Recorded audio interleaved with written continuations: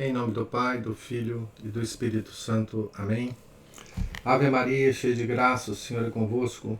Bendita sois vós entre as mulheres, e bendito é o fruto do vosso ventre, Jesus. Santa Maria, Mãe de Deus, rogai por nós, pecadores, agora e na hora de nossa morte. Amém. São Felipe Neri, rogai por nós. São Brás, bispo e mártir, rogai por nós. Nossa Senhora de Fátima, rogai por nós. Em nome do Pai, do Filho e do Espírito Santo. Amém. Bom dia a todos. Nós estamos aqui na página 21 do livro A Fé perante a Ciência Moderna, escrita por Monsieur de Séguy. Capítulo 3.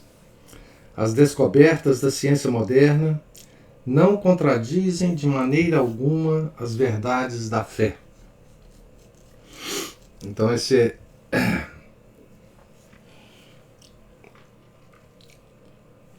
é o início aqui do combate do Monsieur de Séguy, vocês vão ver.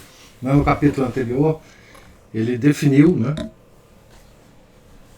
o que é ciência, através de São Tomás de Aquino. A ciência é o conhecimento das coisas, adquirido pelo estudo das causas de onde elas derivam. Então, ciência é o conhecimento das causas, Aqui ele continua. Infelizmente, há poucos sábios verdadeiros. E é um ardil do inimigo das nossas almas esta profusão de sábios fingidos que hoje rebentam de toda parte, zombando da igreja e da fé e proclamando a torto e a direito descobertas que pretendem provar, como 2 e 2 são 4, que não há Deus Criador e que a Sagrada Escritura, por conseguinte, a Igreja Católica, erram grosseiramente, que os cristãos não têm senso comum, e outras afirmações igualmente atrevidas. Então, Monsieur de Séguy, ele tinha a claríssima ideia, de que a ciência moderna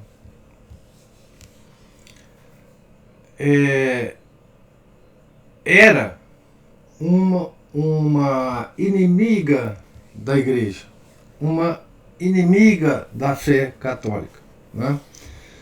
Hoje, infelizmente, essa ideia foi perdida. Ao longo do tempo, desde o século XIX, a Igreja parece ter sucumbido aos cânones da ciência moderna e hoje está à mercê, à mercê desse inimigo, certo? Mas Monsieur de Séguy ainda nessa época via as coisas com clareza, É um ardil do inimigo.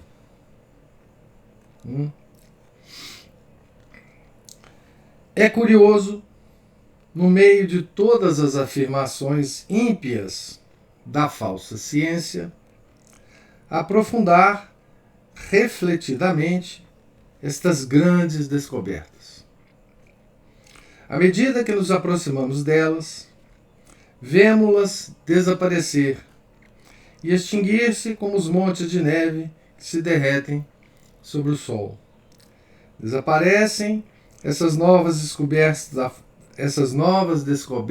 da falsa ciência no duplicado ponto de vista da quantidade e da qualidade. Reduzem-se elas a 13 ou 14 artigos, e esses 13 ou 14 artigos reduzem-se a nada. Ele vai analisar cada uma dessas, ele vai chamar aqui de objeções da ciência à nossa fé. O pai da mentira e seus filhos mais velhos, os falsos sábios, Fazem-nos guerra, assim como os chineses dizem fazê-la contra nós. Para meter medo aos seus inimigos, apresentam diante deles grandes figuras de dragões e de monstros terríveis. Tudo isso não assusta senão de longe. De perto são ramagens e cartões. Aproximemo-nos dos nossos chineses. Aqui então ele vai citar alguns nomes que na época pontificavam, né? Eram os grandes nomes que, em nome da ciência, procuravam atingir a nossa fé. Né? Então ele vai citar aqui. Chamam-se eles, no século XIX, Saint-Simon, Broussais, Cousin, Fourier, Pierre Leroux, Enfantin, Considerant, Cabet, Guéraud, Bory Saint-Vincent, Lamarck, da biologia, né? Quinet, Michelet, historiador, Reynaud, Michel Chevalier, Comte, Proudhon, Taine, Littré, Renan, Vachereau e muitos outros na França e no estrangeiro. Todos eles falam de descobertas científicas incompatíveis com a fé.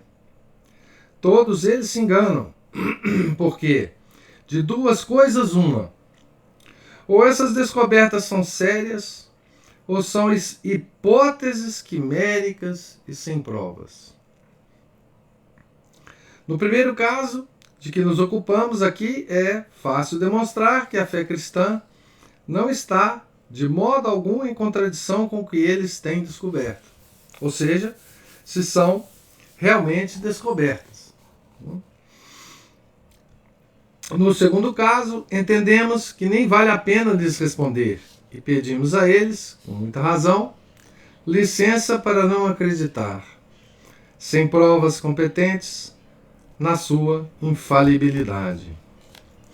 Então, aqui o Monsieur de Segui, ele menciona um caso muito interessante que hoje em dia, para a nossa mente, já perdeu completamente a distinção, que são descobertas sérias, ou seja, fatos científicos reais, ou hipóteses quiméricas, ou sem provas. Né? Para se ter uma ideia, né, dessa confusão, né, hoje é um cânone, um dogma científico absolutamente indiscutível a teoria da evolução. A teoria da evolução nunca foi provada e nunca será, obviamente. Mas, portanto, ela poderia ser, na melhor das hipóteses, considerada uma hipótese. Uma hipótese a ser estudada. Mas não é o caso. Porque, por mais boa vontade que se tenha com uma hipótese, depois de 150 anos que essa hipótese foi levantada, né? E nunca se encontrou uma prova dela, os homens de bom senso deveriam simplesmente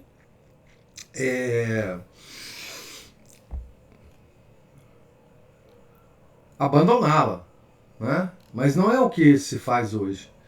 O que se faz hoje é transformar a teoria da evolução num cânone científico mundial, num sistema monstruoso de pesquisa e de produção de artigos científicos sobre uma hipótese. Né? Então, essa distinção do Monsieur de Segui é muito importante. Né? Fato, comprovado e hipótese. A maior parte das mentiras que hoje se propagam a respeito da da ciência, porque são hipóteses que precisam ser provadas, que são vendidas para nós como teorias, né? Teorias científicas.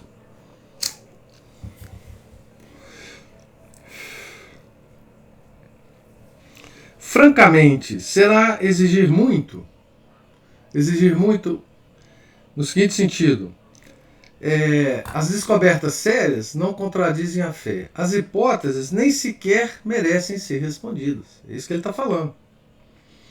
Os supostos sábios estimam muito este último sistema, que não exige mais do que audácia e força de imaginação. O esquema da hipótese quimérica, que ele diz aqui, e sem provas, né? Eles partem de uma hipótese que nada tem de realidade, senão na sua cabeça exaltada. Daqui tiram consequências que não acabam nunca. E quando se esquece a fraqueza absoluta de seus pontos de partida, são considerados homens sérios, profundos, pensadores, filósofos, sábios. Observe-se isso de perto e ver-se-á este pecado original, irremissível, na base de todos os sistemas da ciência incrédula. Então, vocês podem fazer uma experiência com várias coisas que se estruturaram, né, na cabeça das pessoas hoje em dia, né? Você pode pegar a teoria da evolução, como eu já falei. Vocês podem pegar hoje, por exemplo, a questão do tal aquecimento global, não é? E fazer uma experiência com essas duas coisas, né? Que são hipóteses quiméricas que foram transformadas em ciência, né? Olha que coisa interessante como ele descreve a coisa aqui, né? Eles partem de uma hipótese que nada tem de realidade, senão na sua cabeça exaltada. Daqui tiram consequências que não acabam nunca. E quando se esquece a fraqueza absoluta de seus pontos de partida, são considerados homens sérios, profundos, pensadores, filósofos, sábios. É assim mesmo, né? A sequência é essa.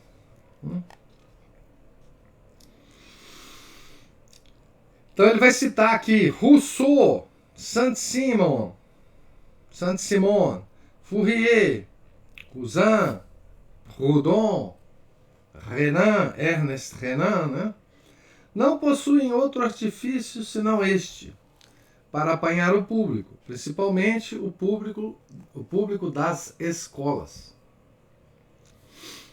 Deixemos de lado as hipóteses puras e simples. Tratemos somente de examinar seriamente as descobertas científicas que parecem ter em si mesmo algum valor e que se tem querido opor ao ensino católico. Não temamos nada. Uma verdade não pode contradizer outra. E as verdades da ciência vêm todas, direta ou indiretamente, prestar homenagem à verdade revelada. Então, ao contrário, não é, desses falsos sábios, que pretendem o quê, né? Já no primeiro parágrafo do capítulo, ele fala, né? Esses sábios pretendem provar, como 2 e 2 são 4, que não há Deus Criador e que a Sagrada Escritura, e por conseguinte a Igreja Católica, erram grosseiramente, que os cristãos não têm senso comum, e outras afirmações igualmente atrevidas. No século XX, nós temos visto a Igreja agir de forma vergonhosa, né, em relação à ciência moderna, infelizmente, né, prestando a um papel subserviente em relação à ciência moderna, né? Não só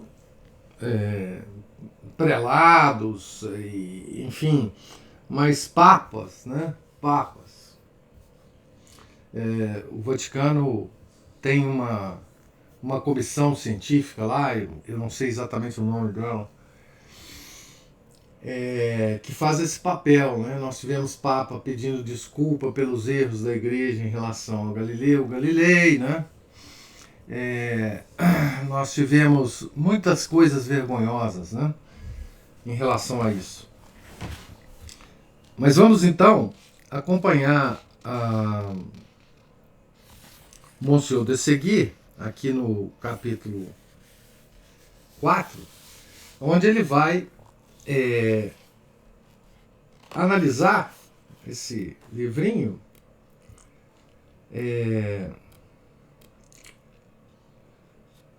deixa eu ver quantas aqui.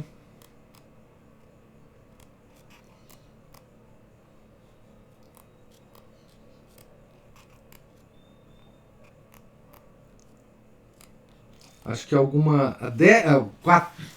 Ele vai analisar 14 objeções que a ciência faz à nossa fé, né? Tá certo? E depois, mais alguns capítulos, ele vai analisar outras coisas aqui. Primeira objeção. Com o sistema de Laplace, não há necessidade alguma de um Deus criador para explicar a formação da Terra. Bom, aqui nós entramos naquele assunto que é tratado no Gênesis, né? Tá certo? Então aqui, como eu já tinha comentado com vocês, é um ataque direto ao Gênesis.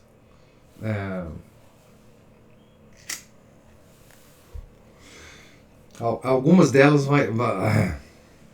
vão ser ataques diretos ao Gênesis, né? Principalmente nos primeiros capítulos do Gênesis.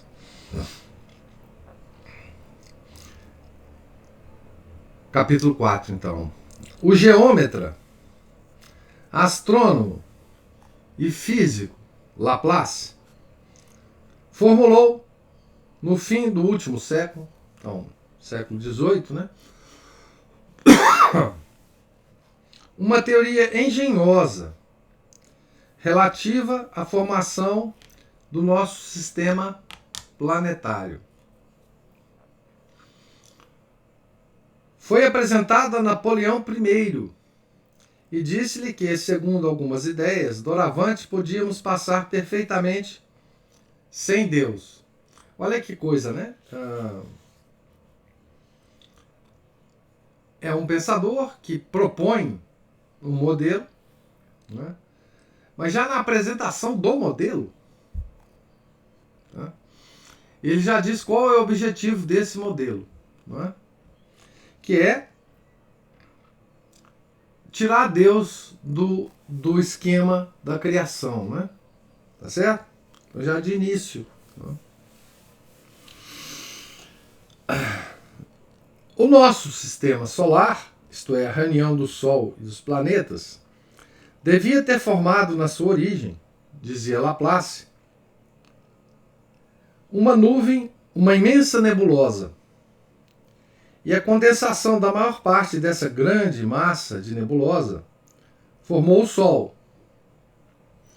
o qual continuou, como fazia primitivamente a nebulosa antiga, a girar sobre si mesmo.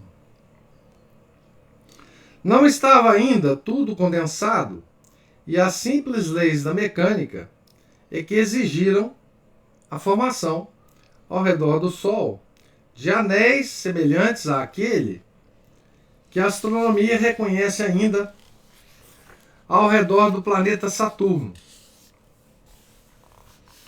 Esses anéis, acabando por se condensar, tomaram a forma esférica e produziram os planetas. O mesmo fenômeno, aplicado aos planetas, produziu seus satélites.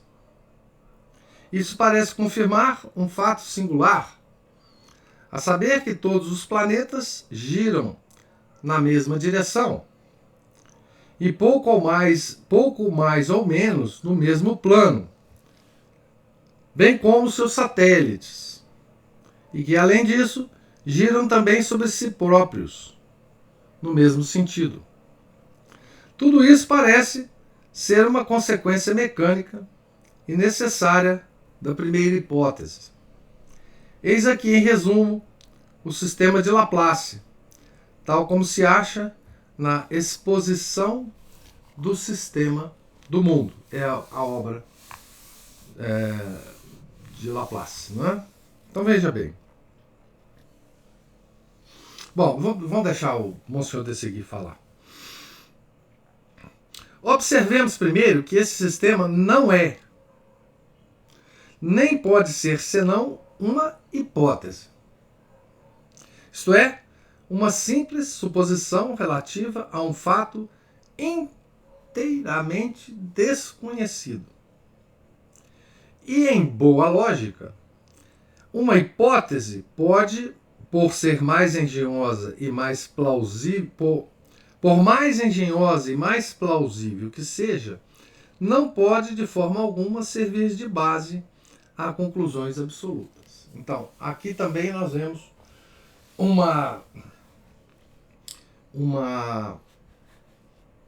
estratégia da ciência moderna, da falsa ciência, né, que é usada em milhares de situações. Não só na astronomia, que é o caso aqui, né, mas em todas as áreas científicas, tá? Que é você, um homem inteligente, famoso, avançar uma hipótese. Com essa hipótese, ele tenta fazer parecer que ele está provando alguma coisa que nós estamos vendo com os nossos próprios olhos. E aí ele dá um salto, né? Fala, olha, como essa hipótese é engenhosa e como todos vocês veem que ela já de início pode explicar alguma coisa, tá certo? Então esse é o nosso sistema. Essa é a realidade, né? Você veja que coisa incrível, né? O próprio título do trabalho do Laplace já denota uma certa arrogância, né? Uma certa pretensão divina. O trabalho se chama Exposição do Sistema do Mundo. É simples. É simplesmente isso. Não é? O Laplace, ele estava convencido de que ele tinha conseguido entender simplesmente o sistema do mundo. Tudo. Não é? Então, o Monsenhor de Seguir fala bem, né? Isso só pode ser uma hipótese. Porque assim, não tem a menor forma disso aqui ser um fato científico, né? Um fato comprovado. Como que pode? O cara imagina uma certa teoria, uma certa formação, mas não tem nenhum fato científico para corroborar essa hipótese dele, né? Então, não pode de forma alguma servir de base a conclusões absolutas. Você pode, honestamente, trabalhar com essa hipótese. Mas espera aí, você já vai logo na apresentação da hipótese, quando você entrega esse trabalho a Napoleão I,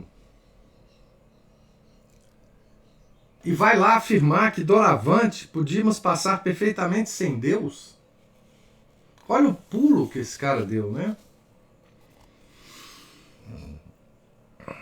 uma hipótese, o mais que produz são probabilidades. Olha a profundidade do pensamento do Monsenhor de Seguir, né?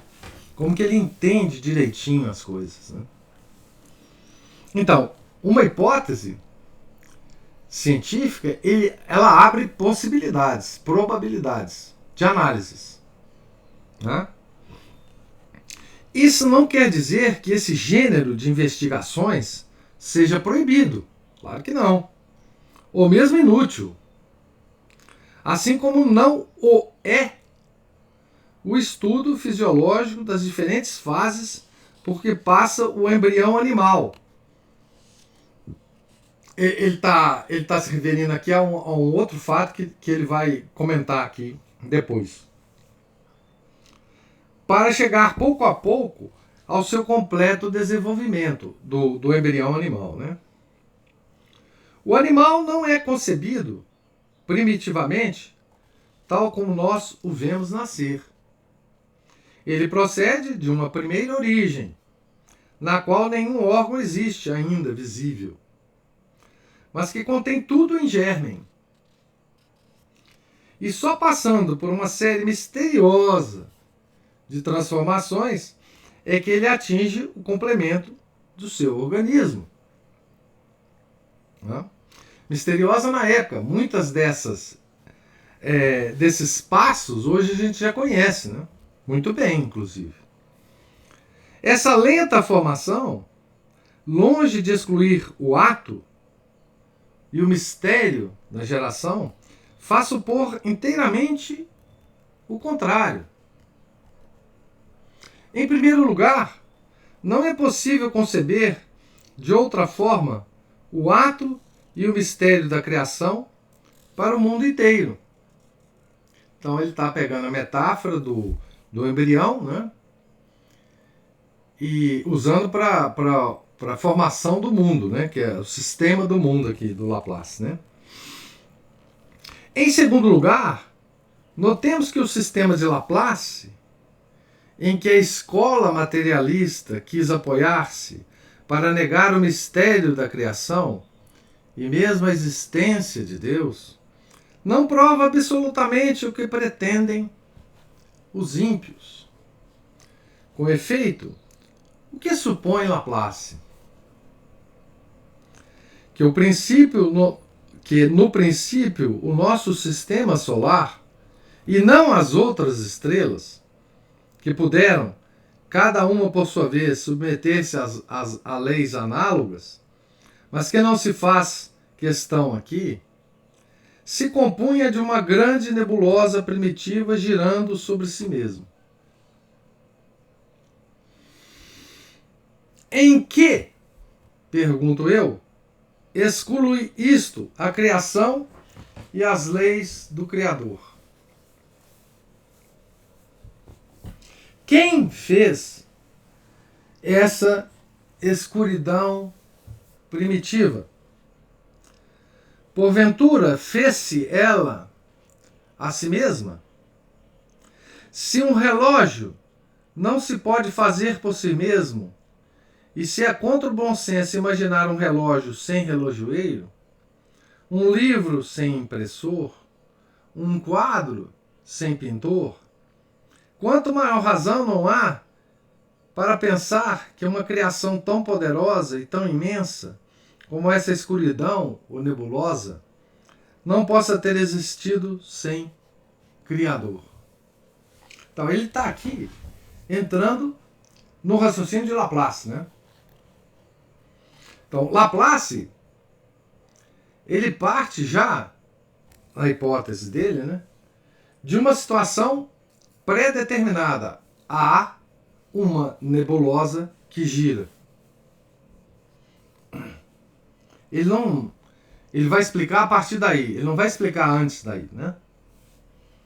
E o Monsenhor de Seguir está exatamente dizendo isso, né? Se for para confiarmos em Laplace, diria o Monsenhor de Seguir, né? De onde surgiu essa nebulosa? Né? Antes dela, o que havia? Ela se criou a si mesma? Há leis que Laplace supõe existirem na nebulosa primitiva, como fazendo parte de sua própria substância. Essas leis fazem supor necessariamente uma causa primeira e criadora. A nebulosa condensou-se certamente em virtude de uma lei, a lei da condensação. Mas quem estabeleceu essa lei? Quem a fez? Quem a tornou tão poderosa que obrigou a nebulosa a submeter-se a ela completamente? Então ele está fazendo perguntas para o Laplace que não foram feitas, né?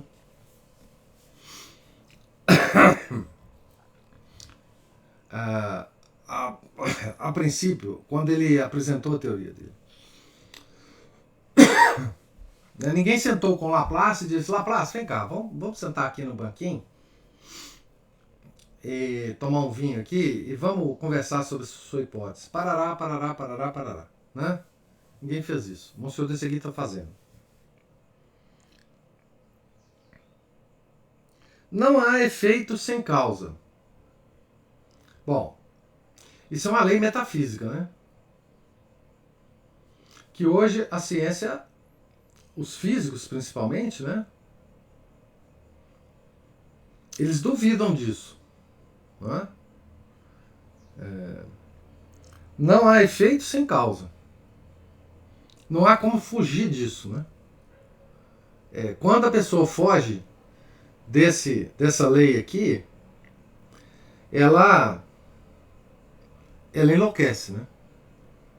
Quer dizer, quando o intelecto humano ele resolve negar isto, não há efeito sem causa, aí está aberta a porta para o desvario, né? Como o próprio Monsieur de Seguir disse aqui no capítulo 2, né? Deixa eu ver. Sim. Ele fala assim no capítulo 2, página 19, lá no pé da página. A falsa ciência enfatua e desvaira. Enfatua, torna a pessoa sabichona demais, né? E desvaira. Enquanto a verdadeira ciência exalta e esclarece. Então, aqui nós vemos as duas ações da falsa ciência, né? O enfatuar e o desvairar. Onde é que está o enfatuar, né? O enfatuar pode ser muito bem observado no próprio título da obra do Laplace, né? Exposição do sistema do mundo. E o desvario é a consideração que carrega essa teoria de Laplace, né? De que há efeito sem causa. Então não há efeito sem causa, né? As leis da mecânica que produziram esses movimentos sucessivos de rotação, esses anéis de gás, girando todos no mesmo sentido e no mesmo plano, todo esse conjunto de leis e de fenômenos, por quem foram criados? Uma vez condensada a Terra em forma esférica, quem lhe resfriou e consolidou a superfície? Quem fez o calor?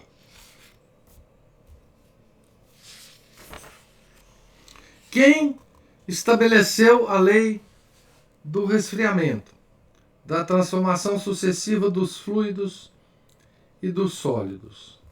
Quem fez a eletricidade? Quem fez a luz? Quem fez o hidrogênio? Esse afamado hidrogênio para o qual os nossos sábios modernos nos enviam sempre. Em uma palavra, quem fez o céu e a terra, com as suas prodigiosas leis, com a unidade maravilhosa e com a multiplicidade igualmente maravilhosa dessas leis, cujo resultado ou combinação forma o universo. O incrédulo que pretende tirar da hipótese de Laplace conclusões ateístas e materialistas é um louco. Não vê que só faz retroceder a questão e não prova absolutamente nada. Então, veja que aqui o Monsieur de Séguier ele está analisando a hipótese de Laplace dentro do imaginário, não gosto muito dessa palavra, mas dentro do imaginário do sistema heliocêntrico, né?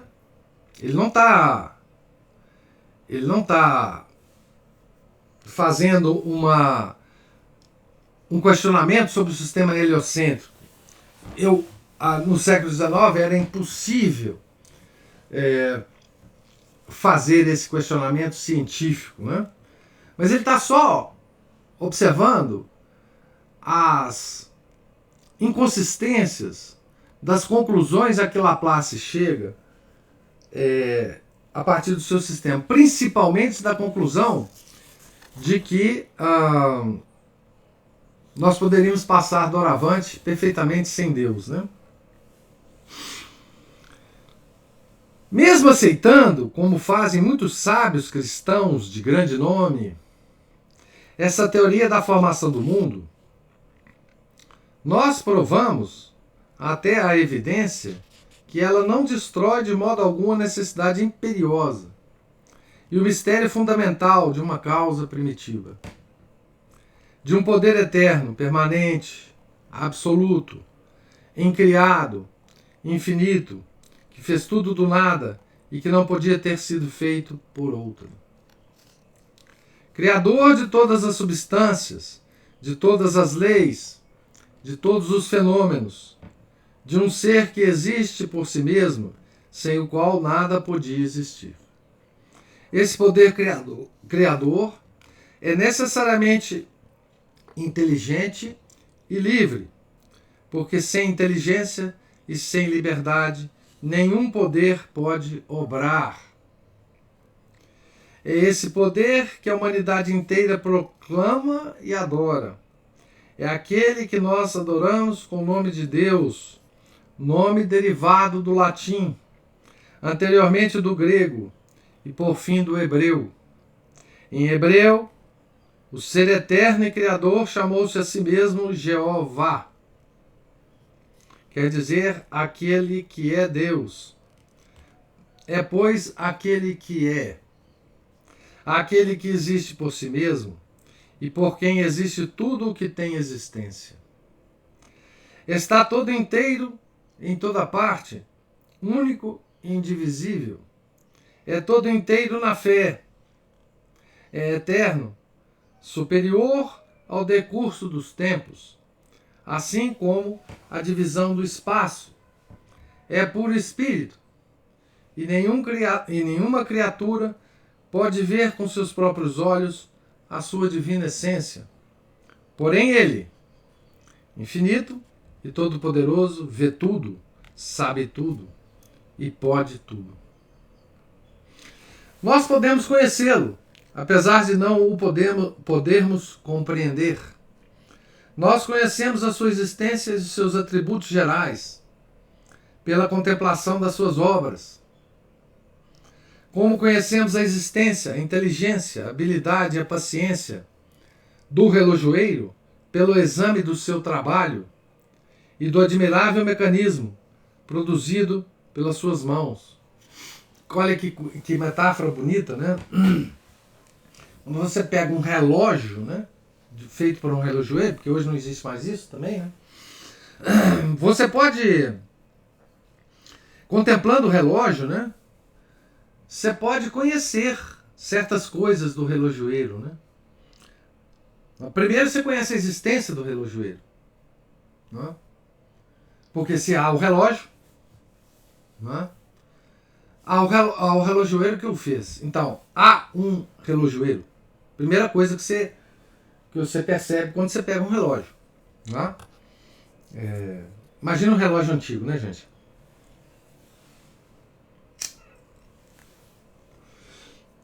A segunda coisa que você pode perceber são as outras atributos desse relojoeiro, a quem pessoalmente você não conhece, né? A inteligência, a habilidade, a paciência do relojoeiro. Pois você olha um relógio, aquelas pecinhas pequenininhas, todas encaixadas, todas trabalhando em conjunto, cada uma fazendo a sua função direitinho ali. Minuto a minuto, hora a hora, dia a dia, mês a mês, ano a ano, tudo direitinho, né? Então você fala, poxa, esse cara que fez isso aqui, né? Ele tem certas qualidades, né? Inteligência, habilidade, paciência. Então veja, você não conhece o relojoeiro. Como a gente não conhece Deus, nós não podemos conhecê-lo, né? Mas nós podemos compreender certas qualidades dele, né? Assim como a gente compreende a do relojoeiro. Né? Nada, portanto, mais ridículo, nada mais atrevido que a afirmação de um maçom contemporâneo, cujo nome ignoro, declarando ainda há pouco que a existência de Deus não estava demonstrada, não era demonstrável. Aí é uma ignorância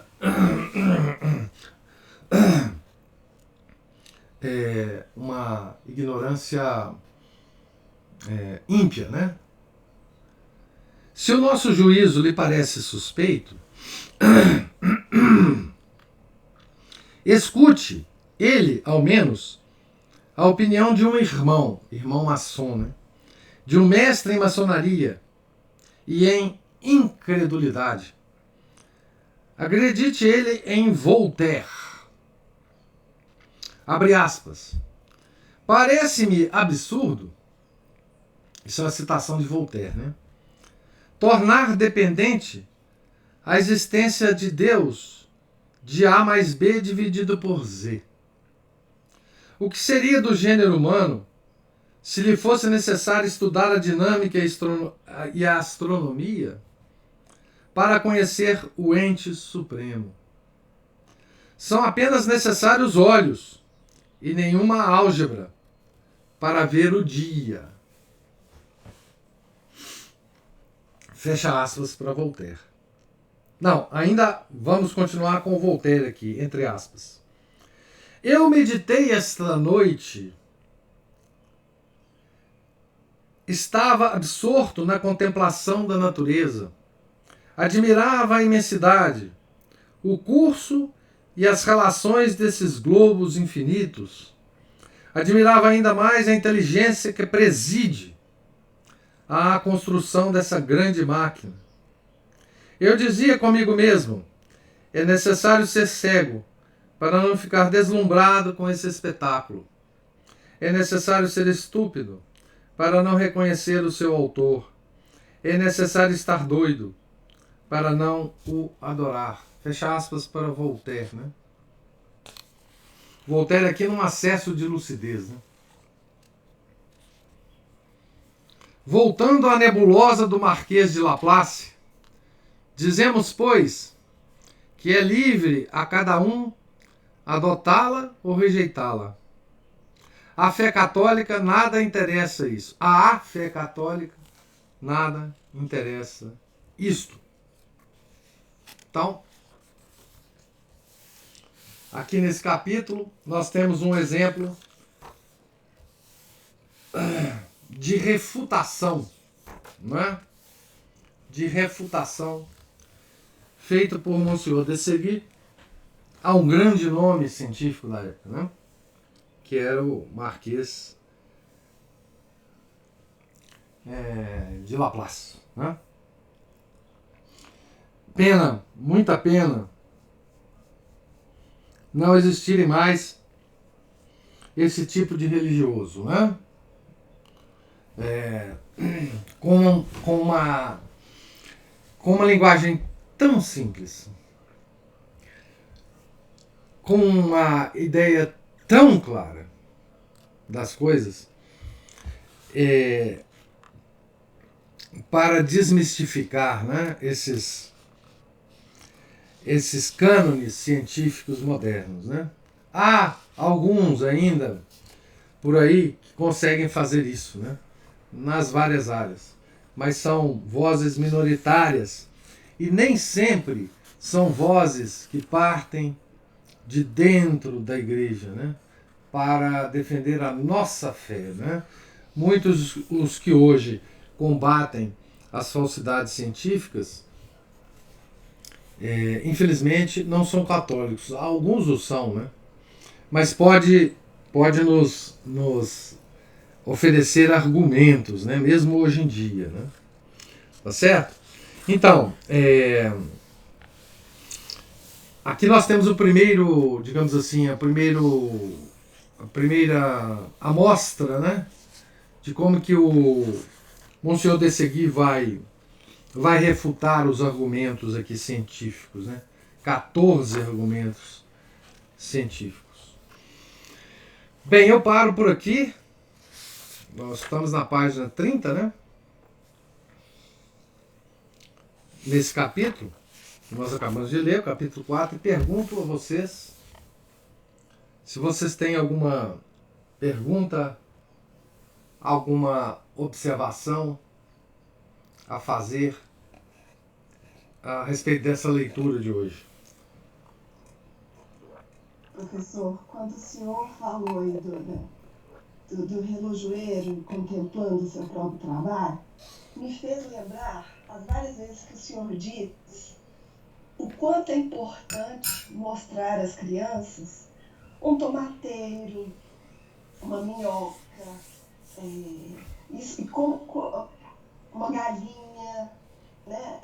Contemplar essas coisas, a estrela no céu, o quanto que isso é mais importante até que o estudo formal. Agora eu entendi muito melhor o que o senhor quer dizer com isso. É aquele negócio, né? Você dar à criança a oportunidade do contato direto com a criação, né? O relógio não é uma criação de Deus, mas é a criação humana que através dele você pode fazer esse exercício aqui com a criança. Não precisa ser nem só com relógio, né? Pode ser com a cadeira, pode ser... o que a gente pode saber de quem criou aquele objeto? Quais são as características gerais desse homem que está por trás desse artefato, né? O relógio é legal porque, e o Monsenhor de Segui certamente usou o relógio por causa disso, é que os físicos, a partir de Newton, né, eles diziam, né, que o universo funcionava como um relógio. Né? Só que a partir de um certo momento, eles começaram a dizer que esse relógio, o funcionamento desse relógio, não precisava do relojoeiro. Então, certamente, Monsenhor de Segui usou o exemplo do relojoeiro. Né? Mas com a natureza é muito legal você fazer isso, porque você pode começar a discutir com a criança, né? Quais são... O que a gente pode conhecer do Criador da natureza a partir das coisas criadas, né? É um método tomista, né? São Tomás partiu um pouco disso, né? Bom, eu sei que tem coisas criadas, eu estou vendo a natureza, né? Então, o que eu posso, a partir daí, tirar... Que conclusões eu posso, a partir daí, tirar, né? Dessa coisa criada a respeito do Criador, né? Isso é um exercício sensacional, né? De se fazer com as crianças, né? Eu quando vejo essas pessoas discutirem, né, na internet, hoje tem muita sobre a educação clássica, a leitura dos clássicos, etc., para as crianças. Não é que eu despreze isso, né? Obviamente, né? Mas eu acho que assim, um estágio anterior a isso é esse estágio do estudo da coisa mais clássica que existe. Não existe nada mais clássico, no sentido de antigo, né? E no sentido de perfeito, e no sentido de canônico, do que a natureza. Quer dizer, as obras escritas, inclusive os clássicos, eles fazem frequentemente referência à obra mais clássica, que é a natureza, né? Então vocês veem, por exemplo, as metáforas poéticas usadas têm todas as relações com a natureza, né? Com luz que ilumina, não é? Com metáforas a respeito de coisas naturais, por exemplo, de rosas, de flores de um modo geral. Metáforas de força, por exemplo, usando animais, né? A força de um leão, enfim. A literatura clássica, né? As próprias características heróicas dos heróis clássicos, né? Tem sempre metáforas em relação aos animais, à força descomunal do homem, a persistência descomunal, a resistência física descomunal, tudo isso, não é? A literatura não podia ser outra coisa senão uma contemplação, né, da natureza. Então, assim, eu sempre achei que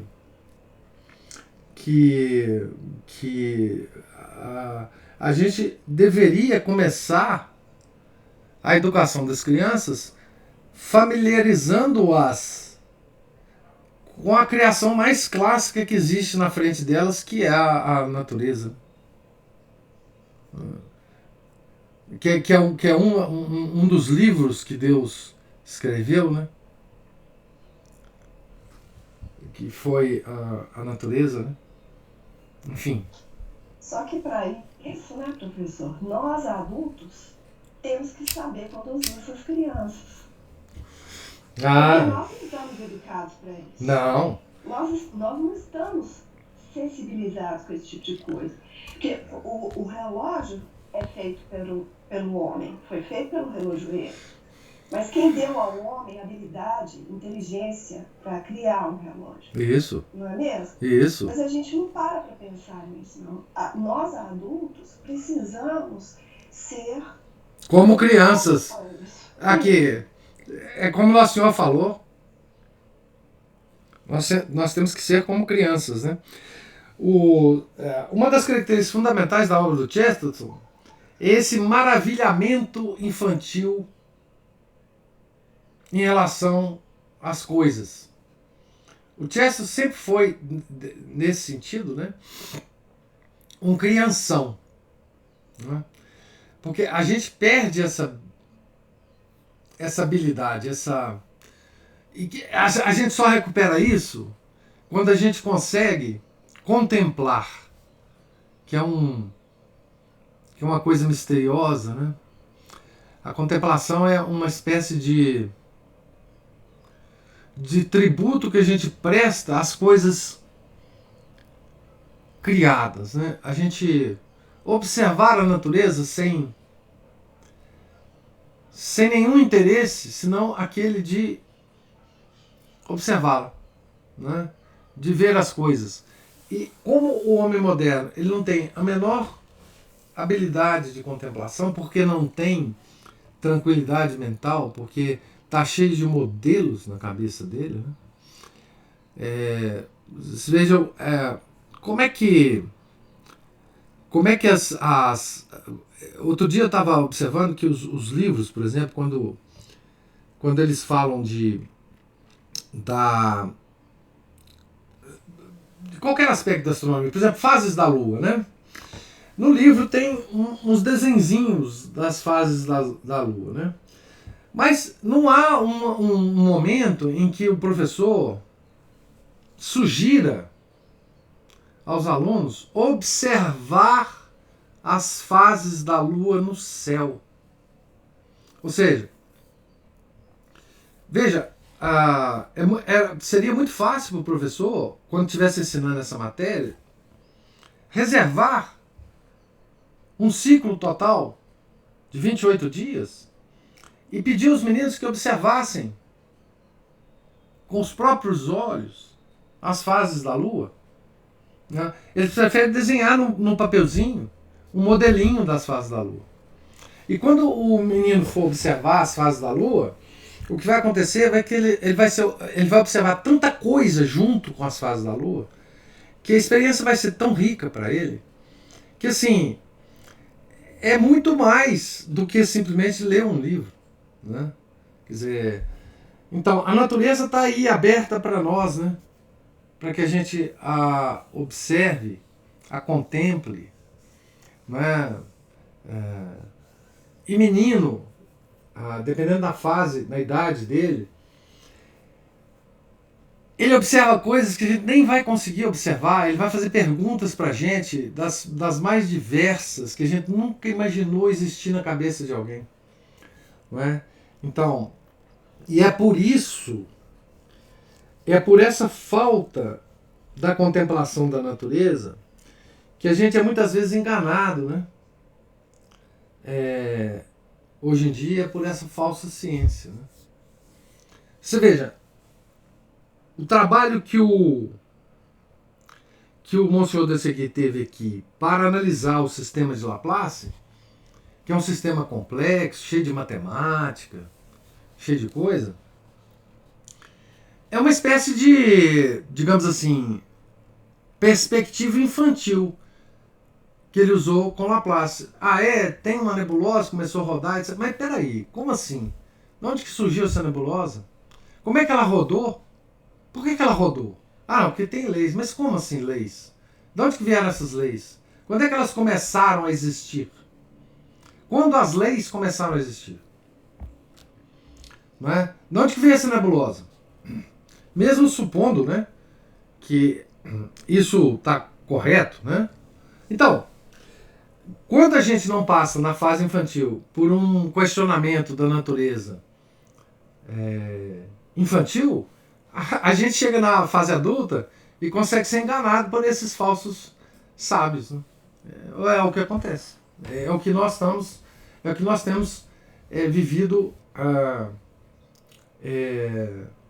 seguidamente, né? Seguidamente hoje. Né? O que nós estamos vendo aqui é o Monsieur Dességuier na defesa da fé, né?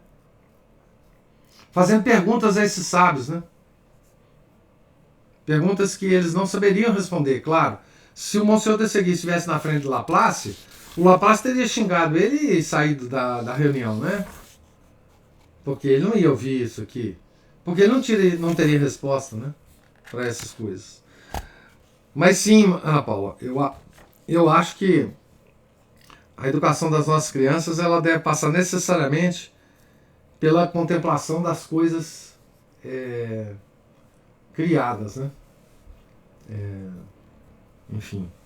E nós adultos agora, deseducados?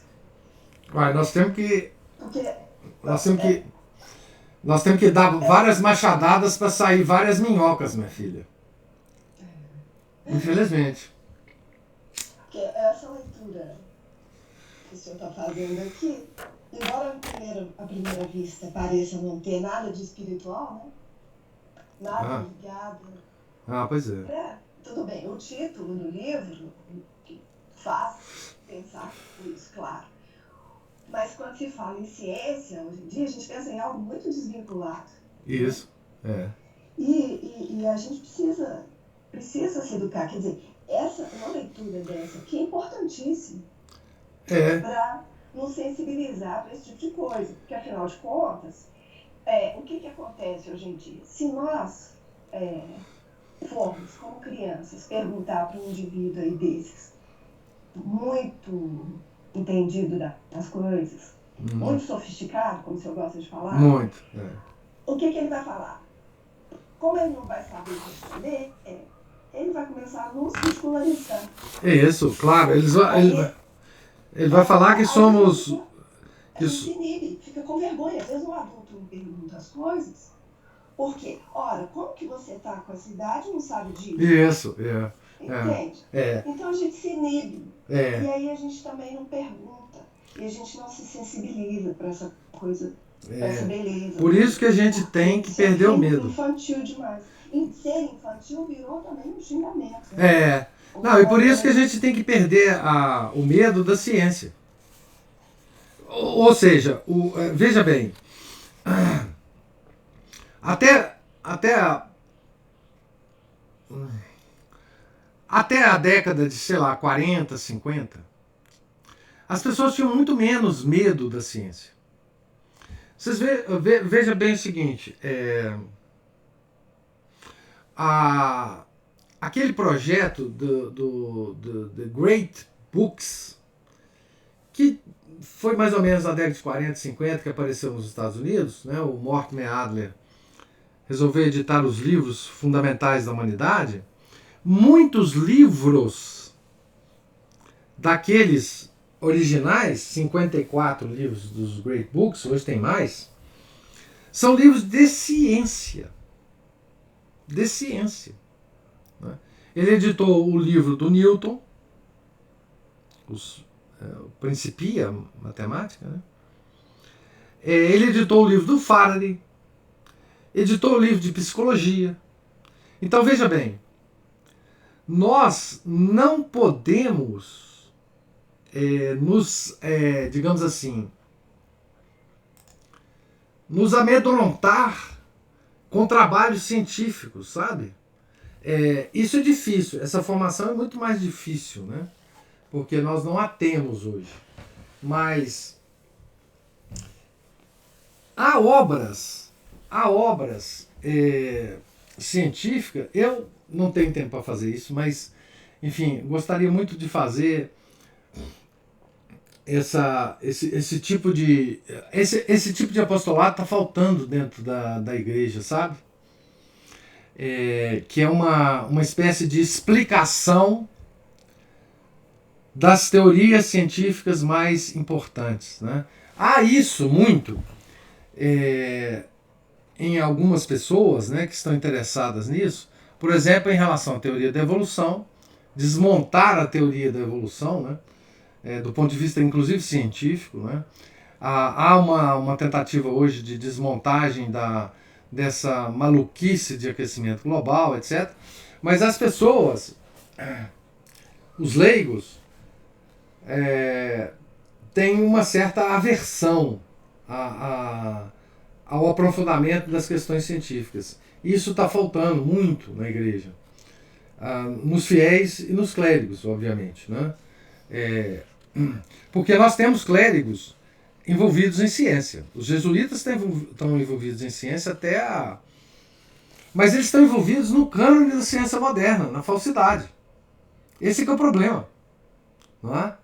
Nós estamos vendo um deles nas nossas palestras, nas outras palestras a respeito de extraterrestres, né? Então, essa, digamos assim, eu vou chamar de apostolado, né? Esse apostolado científico é uma das coisas que está faltando na igreja hoje, infelizmente.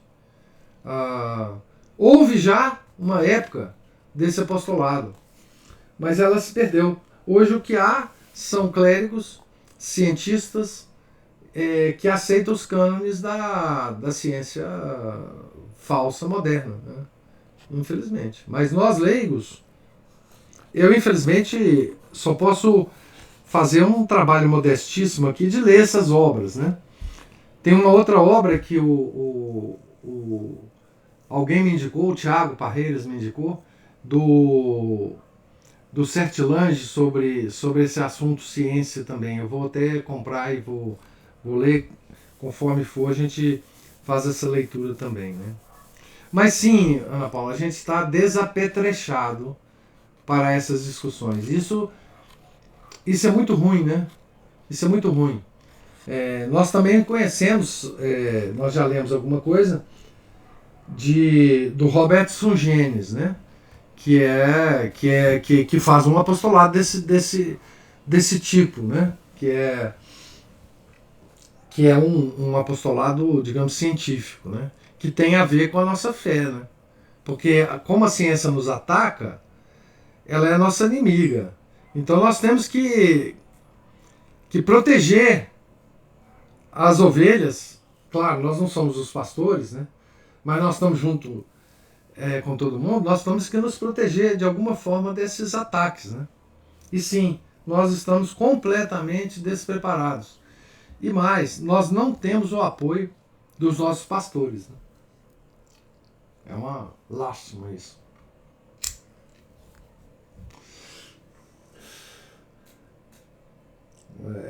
De fato, uma coisa...